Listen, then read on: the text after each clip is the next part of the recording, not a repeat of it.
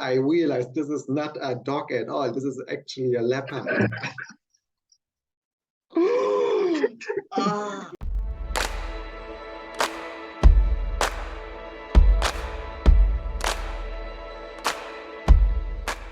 So, welcome to Globetrotter Diaries. It's the very first episode. The idea actually came from you, Percy, and also thanks for joining and everything. So, can you tell us something about you? About me, back home here in India, from the southern part of India, Hmm? I am an advocate. And during the course of my profession, I just took to travel and, enjoyed the times I've solo traveled. And ever since I started solo traveling, all that I've been doing is solo traveling.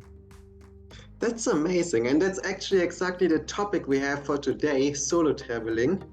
And tell me, like, since when are you actually traveling solo? I think my first solo travel was to Varanasi, which is also, I believe, some kind of a favorite spot for you when you come down to India most of the Yes, time. it definitely Yeah. is. So that was my first solo travel. I think it was in the year 2017, if I'm not wrong, 17. Yeah, 17. So I stayed there Mhm, for 6 days nearby Chausati Ghat, which is not far mhm, away from the main Ganga Aarti space. mhm. And after that, I really started enjoying solo traveling. That's really good. And what actually made you wanting to do it? Uh, what made me to do it is like first thing, I can actually go to any place wherever I'm traveling without Mhm, the intervention and opinion of others or participation of others. For mhm, example, if you go in a group of 2 or 3 people, mhm, and if you want to go and plan up to go to a destination, a travel destination, or a tourist spot in that travel destination, you mhm. actually need all three more other people or whoever is joining with you to come to a consensus to go to that place. Say, Yeah. for example, I've had experience with my friends where one of them will retain themselves in the hostel or in the room, Mhm, and then the mood will go off, the vibe will go off, right? Whereas if you are a solo traveler, you go bunk yourself in one hostel, mhm, and most of them would want to go to some place which is common on that day. For example, I mhm, might meet a person from Kashmir. He might mhm. want to go and see Taj Mahal on that day. So I have a company for me, and it's also an interesting thing, no? A stranger turns out to be a friend over a due Mhm. course of half a day or 45. I mean, a single day. So that makes really interesting. And apart from that, you learn to manage your own finances. You learn to manage yourself, the self discipline that you impose on yourself, and Yeah, yeah, quite something. it definitely is. Yeah. Okay, Matthew, tell me about yourself. Uh, to all the viewers who are viewing both our channels, like introduce yourself, not only to Yeah. me, to everybody. So I'm Matu. Many know me already, I guess, from the videos I do. So I've been traveling for the past, I would say 10 years, nearly 10 years. Like I moved away from Germany, started in Ireland, then moved to Spain and to France, to America, many places, and been traveling ever since. So for me, I'm a little bit crazy in the way I'm traveling because sometimes I just go and see what happens. So I have different journeys where I just like book a flight ticket, go there, see what happens. And honestly, the most amazing things usually come out of those experiences or the travels. And that's basically also like how Percy and I met up in India. So I just booked the next flight to India, went there to the hostel, and bam, that's how I met him. Oh Thank you. yeah. So these are a few little things about me. So I'm basically like a full-time digital nomad, you can say. For 10 years, you're much experienced as a solo traveler than I am to be. I think I I'd would be say. 6 years into it, but I think you've traveled a fair portion of the landmass in the world. Europe on one end Mm, and India. mm, mm. Still missing a bit, but it's getting bigger and bigger, which is quite nice. Yeah. So you tell me one thing. Uh, from Europe to India, I have seen a lot of Europeans travel to India. That's how we Mm. met in Delhi, also in Joey's hostel, right? Like I Yes. still remember the first. The first day when I was with Joseph, who's also from Germany, and you were just Yeah. walking in the terrace, and you went back to the dormitory. Again, you came back, and then that's Yeah. when we started engaging ourselves in the conversation. And I can still picturize it. It still stays as a big memory in my mind. For me, I want to know, when Europeans per se or anybody from the Western part of the world travel to India, how much do they research back home, or do they actually come to India with full confidence, or what are the difficulties that actually uh, presupposes in your mind before traveling to India? Oh gosh, that's so many questions at once. I mean, of course, every person is different and does the approach differently. But like for me, it was like, I already traveled quite a bit. And when I went to India, COVID happened. So I didn't really have the chance to actually see and experience India. But I felt like I really needed to do that.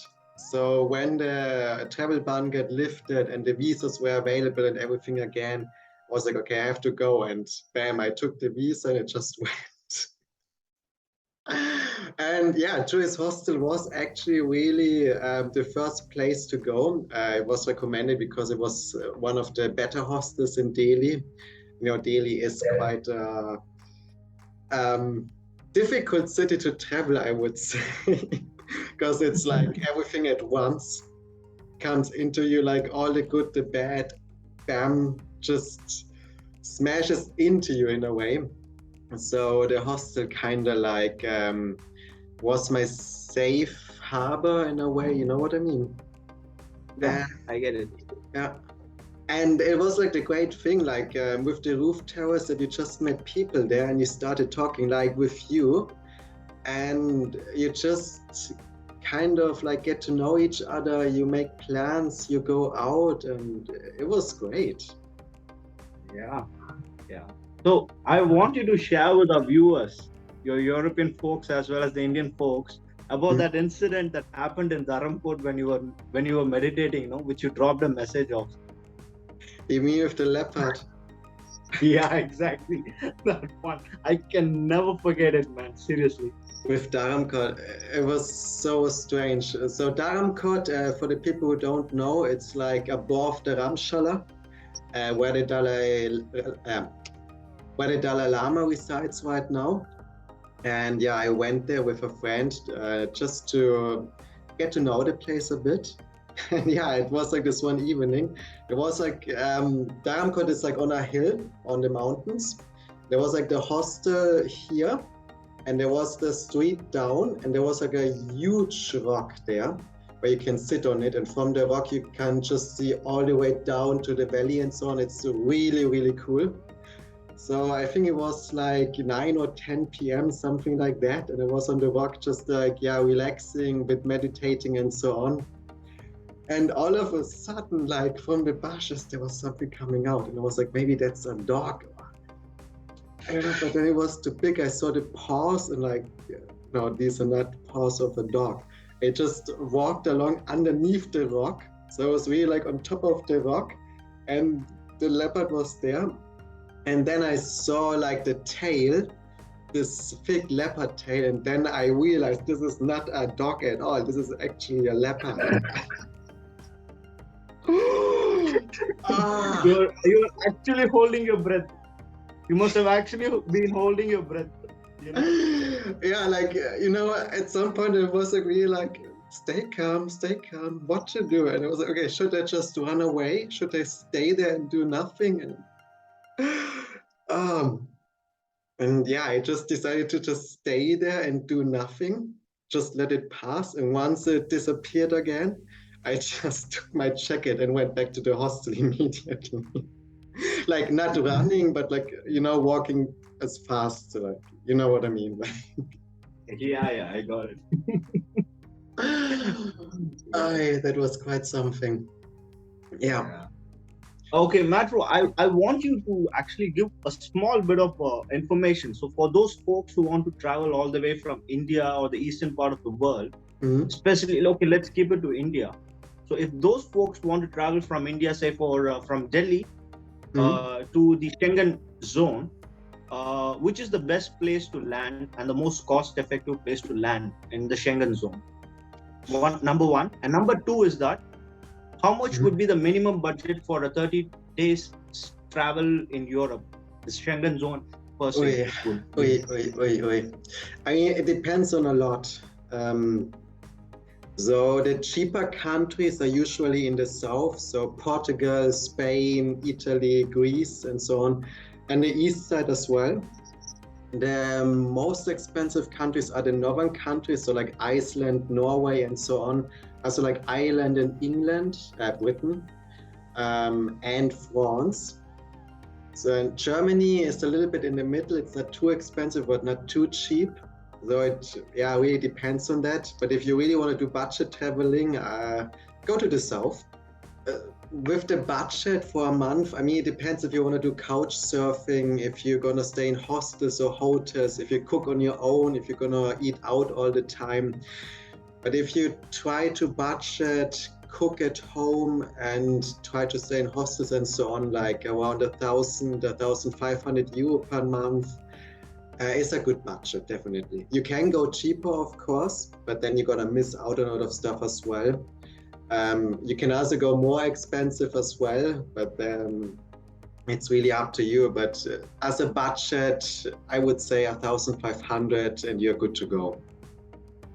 1,500 per month, somewhere between 1,500 to 1,800 euros would do good, right? Yeah, that's definitely good. Then you can also visit some museums, go to some events and so on, and you don't need to worry about anything, but it's a good budget, definitely. Oh, great. But you've never been to Europe, right? Yeah, I've never been to Europe. So the first place I want to land is in Berlin. In Germany. Why Berlin? Okay, from there, Berlin, because it's your native, right? So we can catch up in Berlin also. And you know my reasons also. With the party, with the vibe, Berlin is a special vibe. So I have to go to Berlin. I want to try Paris, and I want to try Ibiza also in Spain. So I just want to take a collective tour for 60 days. I'm planning. Preferably next year or in a couple of years, I'll be landing in Europe. But before that, I want to complete the whole of India. I've already covered 12 states. So in a couple of years, I'll be covering the remainder of the states and the remainder parts of India. So once I'm exhausted with Indian land, I will just come down to Europe. Okay, in your opinion, I'm asking, why do you think people are not taking to solo traveler? To be a solo traveler, they're not solo traveling. I think it's kind of like the fear of the unknown, because you're going to be alone and you don't know what is going to happen, especially when it's a new place you've never been to and you have to figure everything out yourself. I think that's like the biggest fear and hurdle people have to overcome to actually do that. And I do understand that. In the past, it was the same for me, but the more you do it, the less fear you have for this. Because when there's one thing I figured out, you always find people, you always will be okay. Things will happen, of course, but usually, I mean, there are exceptions, but usually you will be fine in most of the cases. Like even I heard horrible stories and so on from travelers, but at the end of the day, even those horrible stories, they got back home, they continue living their life, they are fine, and they have a story to tell. So even with those instances, it went fine. So it's really, really rare cases where really something bad happens. And in the most cases, it's wonderful experiences. Like even for me, like I remember when I went to Nepal, to Pokhara, I met different people at the hostel, and just like that, we rented a boat because like there's this huge lake. We went with the boat out to the lake, spent every day swimming there, enjoying the sun and so on, and kind of like created a group. And this is something I experience in a lot of places, and you just meet the people and just go with them and, create your own little group to do things. And something I really enjoy. So that own little group also includes a leopard, which I encountered in Dharam. Yes, that includes the yeah, but it's like a community in a way.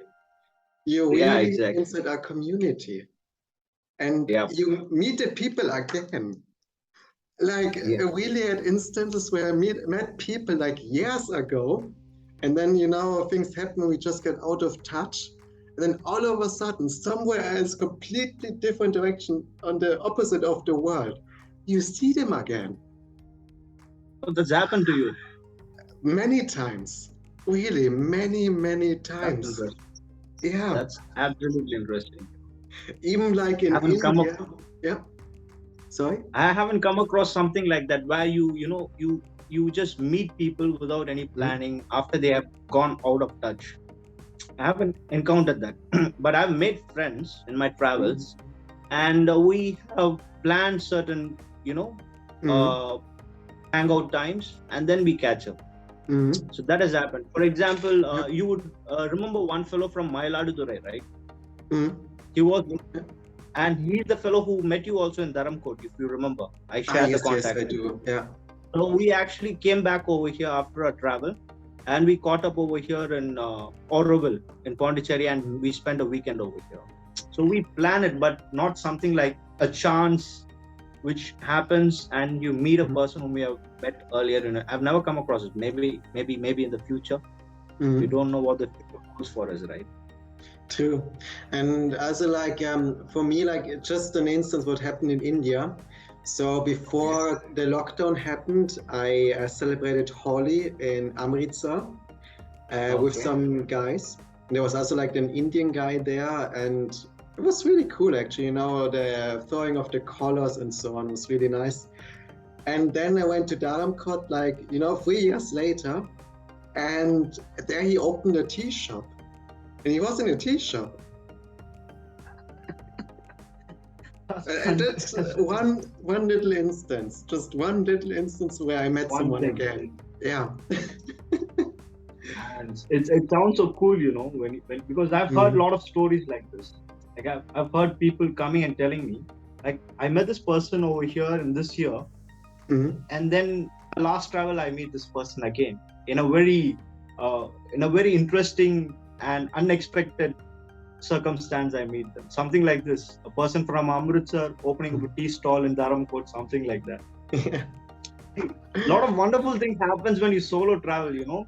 The best thing, like you were asking, I can share only one thing about the best thing about the solo traveling aspect is that you can be your true self to the new travelers whom you meet or people whom you meet in your solo travel. You don't have to have the filter of being this person to this person, which you do back home, correct? Yeah. In your workspace or in your home or in your neighborhood. Yeah. But when you travel, you can be that exactly that authentic self of yours comes out and relates with other people. That personality that is you comes out when you solo travel. You don't have to have second thoughts whether this person is going to judge me, that person is going to judge me, correct? That is something which I enjoy when I solo travel.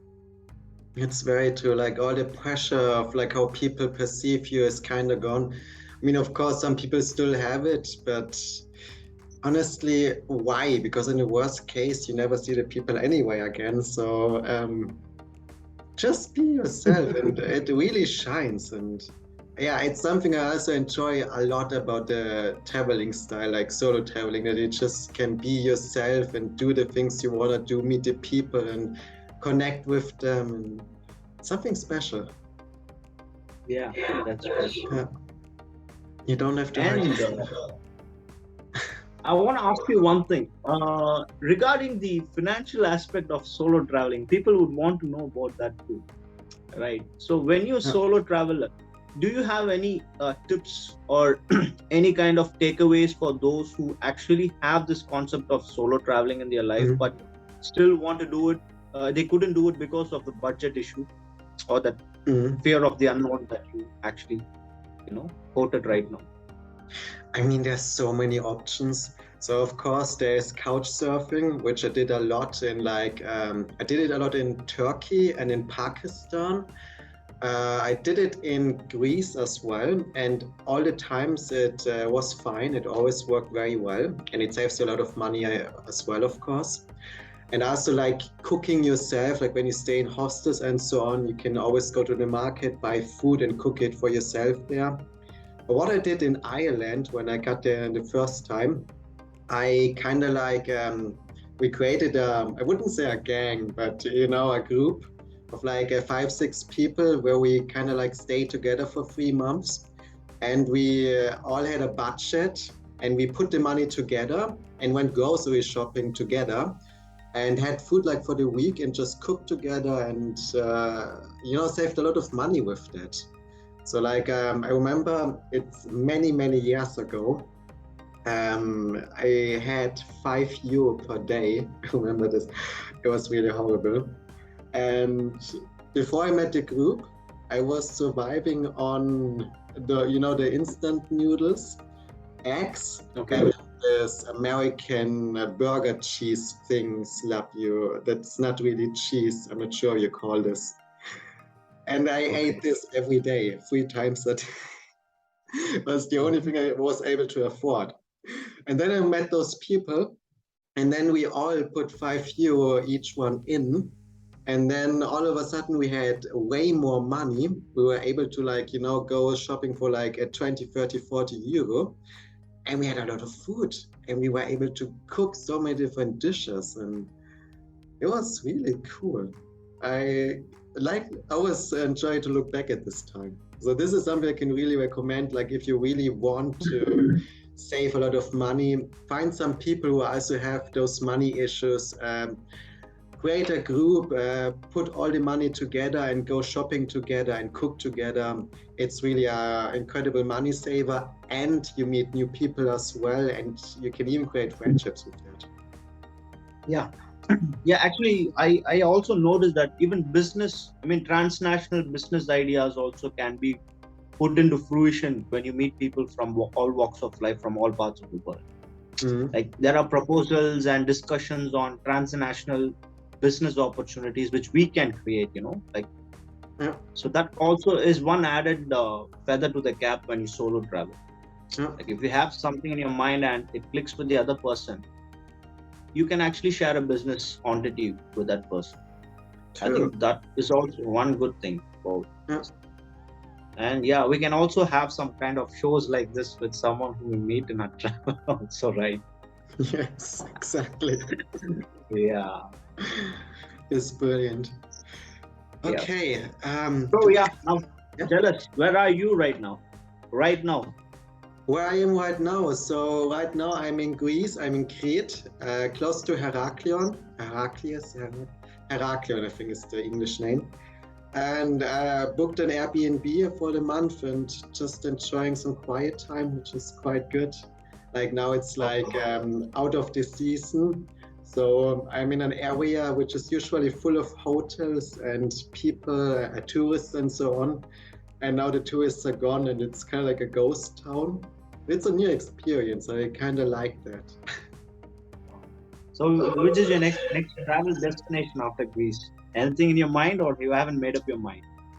I haven't made up my mind yet. It will come. I will just see. Goes with the just like Tai Chi, it goes with the flow. Exactly. Yeah. That's a good thing. What about you? I think I'll be going to Andaman next month to celebrate the Christmas and the New Year. So I'll be in Havelock Island, and I want to try the scuba diving over there because it's an exclusive place. No, it's really cool. I did it So once. what happened today? I'm sorry. You were saying something? I did it once in Egypt, scuba diving. It was really cool. You're gonna enjoy it. It's like when you breathe through the thing, it still feels like normal breathing, so you don't need to worry about this. But being underwater with the fish and so on, it's really something special. And how was how exotic were the fishes, the varieties, the species of fishes in Egypt? So many colors. You have no idea. Oh, really? like from Okay. purple, pink, blue, yellow, green, everything. Oh, right. Okay, that Yeah, sounds interesting, man. But just yeah, go in away Andaman, from turtles. so in Andaman, they say for the scuba diving, I was told by one of the travelers when I was in Varkala, I was in Varkala, Kerala, Mhm. you've been there. So I was there. One of the travelers who had already done the scuba diving in Andaman had told me that in Andaman, there will be crocodiles, it seems. Is it true? I don't know. Is it a fact or not? I I don't know. have But she said no that was. idea. So what happens for that scuba diving spot? They put a big net also somewhere within the distance where you can do the Mhm. scuba diving, but there won't be any kind of intervention by the crocodiles. So It's way better. it's gonna be a little thrilling for me, but I think it's gonna be normal because a lot of scuba diving schools have come up over there. Yeah, I mean, otherwise you can just like say hello to the crocodile and maybe pray Crocodiles are not leopards, politely. right? Crocodiles Yeah, are not leopards. yeah, uh, good. Yeah, It's gonna be fine. If so many people yeah. did it already, it's gonna be fine. Hopefully, Yeah. Okie dokie. So, Percy, thank you very, very much for your time. It was really cool to do this very first podcast with you. And yeah, guys, as we said, it's our very first podcast. We just wanted to try something new. So please write in the comments down below what you think of it. If you have questions, ask the questions. If you want to like give us a direction where to go next, please let us know. The more input we have, the better we can create the next video. So we really appreciate this. And and yeah, and guys, also throw us some love and blessings by way of liking, hitting that like button. And yeah, on the comment, Matro has already spoken about it. And if you do like the channel which Matro is actually running, as well as my connected channel, please go out there, pay some time, pay some visit, hit the subscribe button. If you really like the contents in each of the channel, just hit the bell icon also, and share the videos, and keep supporting us. Thank you so much, everybody. Hope you guys thank enjoyed you. this podcast with everyone, with me and Matro. So, hoping to give you all much more better content and interesting topics and talks on this traveling aspect, as two good travelers who have met each other in India, in Delhi, not up, hoping to meet again once again in India or even in Europe. Brilliant. Thank you very much, Percy. And thank you also for you guys to watch this video. And hopefully see you in the next video. Bye.